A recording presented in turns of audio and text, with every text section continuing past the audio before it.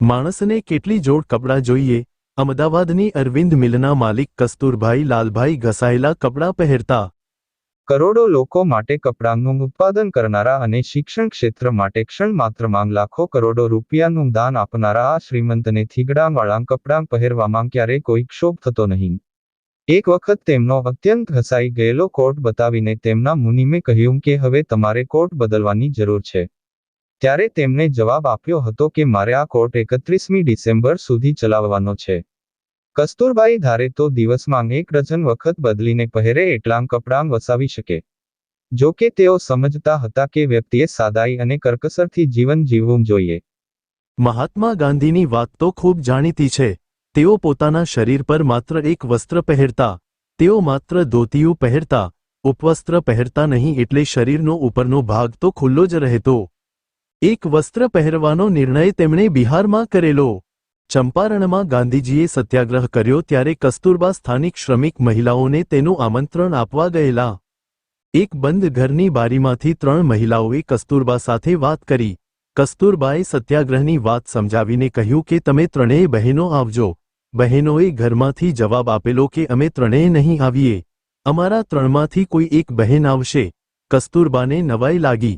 તેમણે પૂછ્યું, એમ કેમ 3 નહીં આવો? બહેનોનો જવાબ સાંભળીને કસ્તુરબા સ્તબ્ધ થઈ ગયા. બહેનોએ કહ્યું કે અમારી 3 બહેનો વચ્ચે પહેરવા માટે એક જ સાડી છે. અમે વારાફરથી એ સાડી પહેરીએ છીએ. એક સાડી છે એટલે તેને પહેરીને કોઈ એક જણ આવીશું. કસ્તુરબાએ ગાંધીજીને આ વાત કરી. ગાંધીજીએ એ દિવસથી નિર્ણય કર્યો કે હું મારા શરીર પર માત્ર એક જ વસ્ત્ર પહેરીશ. એ દિવસથી તેમણે માત્ર ધોતી પહેરવાનું શરૂ કર્યું.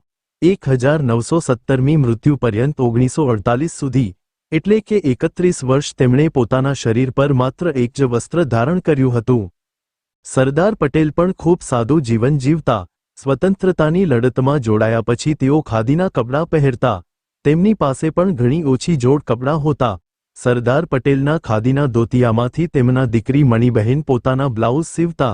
ભારતના નાયબ વડાપ્રધાન સરદાર પટેલ ચશ્માની તૂટેલી દાંડીને દોરીથી બાંધીને ચલાવતા.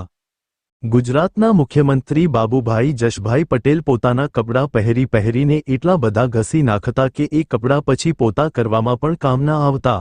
ગુજરાત વિદ્યાપીઠના સમાજકાર્ય વિભાગના વડા આનંદીબહેન પટેલ પાસેથી રવિશંકર મહારાજની એક વાત સાંભળી હતી. મહારાજ એક વખત ગુજરાત વિદ્યાપીઠના ઉપાસના ખંડમાં કાર્યક્રમ દરમિયાન દિવાલથી દૂર બેઠા હતા. કોઈકે કહ્યું કે દાદા, દિવાલને ટેકો દઈને બેસો ને.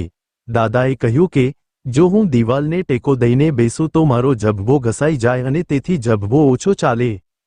તેઓ બે જ જભ્ભા રાખતા, એક જભ્ભો પહેરેલો હોય અને એક ખીંટીએ ટીંગાળેલો હોય. મહારાજ જભ્ભો ઘસાય નહીં તે માટે દિવાલને અડીને ના બેસતા. એ વખતના મોટા ભાગના લોકો આ રીતે જીવન જીવતા. કપડાં ઓછા રાખતા, 2-3 જોડી તો બહુ થઈ ગઈ.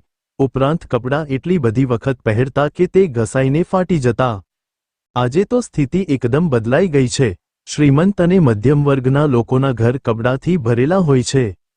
લોકો શરીરને ઢાંકવા કે તેની સુરક્ષા કરવા માટે કપડાં નથી પહેરતા, પરંતુ શરીરનો શણગાર કરવા માટે કપડાં પહેરે છે. 15થી 20 જોડ કપડાં હોય તો પણ લોકો નવા કપડાં ખરીદે છે. બહેનોને તો ખરીદીની બીમારી હોય છે.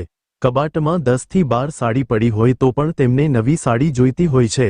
એક સાડી એક વખત પહેરાઈ ગયા પછી એ સાડીને બીજી વખત પહેરવામાં હવે બહેનોને શરમ આવે છે. નવા પ્રસંગે નવી સાડી તેવો વણલખ્યો નિયમ થઈ ગયો છે. એમાંને લગ્ન ઇત્યાદિ પ્રસંગે તો અત્યંત મોંઘી સાડીઓ ખરીદવામાં આવે છે. ગની દહીંવાલાની જાણીતી ગઝલ, દિવસો જુદાઈના જાય છે, એ જશે જરૂર મિલન સુધી, માં એક પંક્તિ આવી આવે છે. તમે રાજરાણીના ચીરસમ, અમે રંકનારની ચૂંદડી, તમે 2 ઘડી રહો અંગ પર, અમે સાથ દઈએ કફન સુધી.